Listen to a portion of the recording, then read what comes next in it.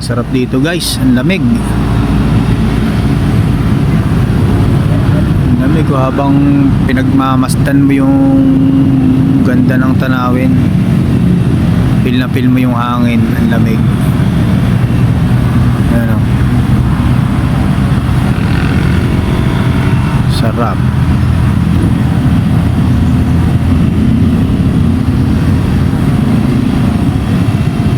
Nakaka-relax. Yung 1,000 na problema nabawasan ng isa, naging 999 na lang.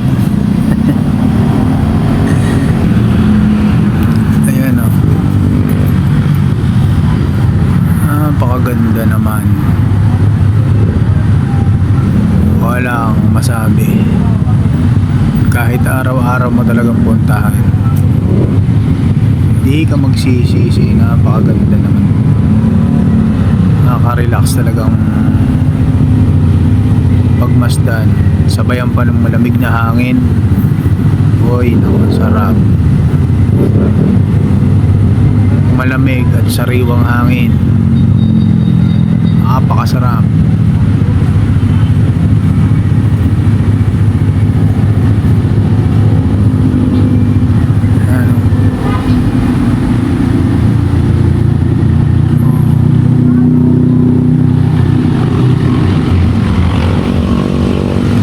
Kayo po, iniinggan nyo ko rin kayong pumunta rito sa amin, sa lugar namin.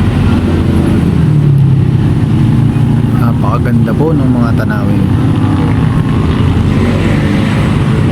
Hindi naman sa pagmamayabang, talagang pag sa magagandang tanawin, sagana rin po kami dyan. Hindi mo kami sagana sa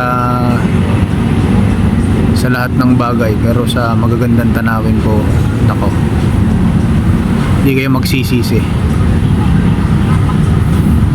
Yan, tumutulong na ako dito pagpopromote nitong lugar namin. Sa bagay, ano na to, talagang dinarayo ng mga turista.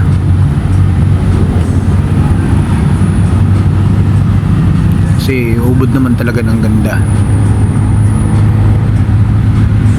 Sayang nga lang yung mga kapatid ko nung pumunta rito sila dati, hindi ko sila naigala rito. Hindi ko man lang naipakita sa kanila yung ganda ng tanawin dito sa lugar namin sa Rizal.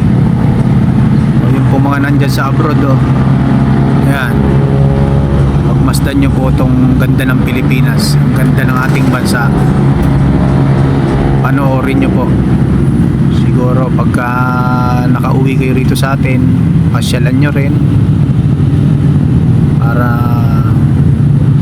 maipakita nyo rin sa ibang bansa. Pagka ma-videohan nyo, ipakita nyo rin sa kanila na maganda rin ang lugar namin, napakaganda rin ang aming bansa. Yan po. Yan o, yung aking kinatatayo ang ganyang kataas. Yan taas ko rito, nakatungo, tinutunguhan ko itong ayan.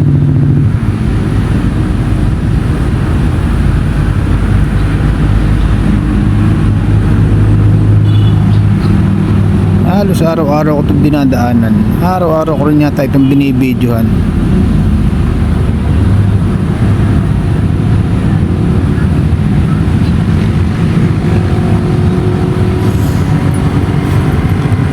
Kasi naman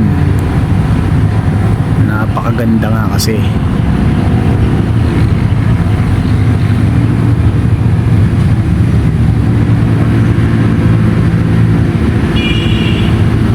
I-zoom pa natin ng konti.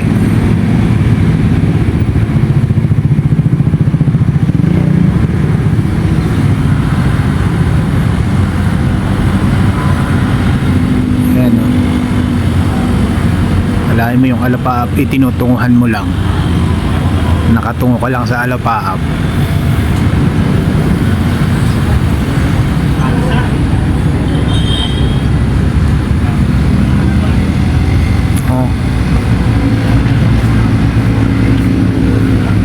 Napakaganda.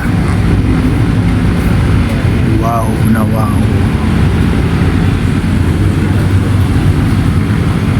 Okay guys, bye bye. God bless you all.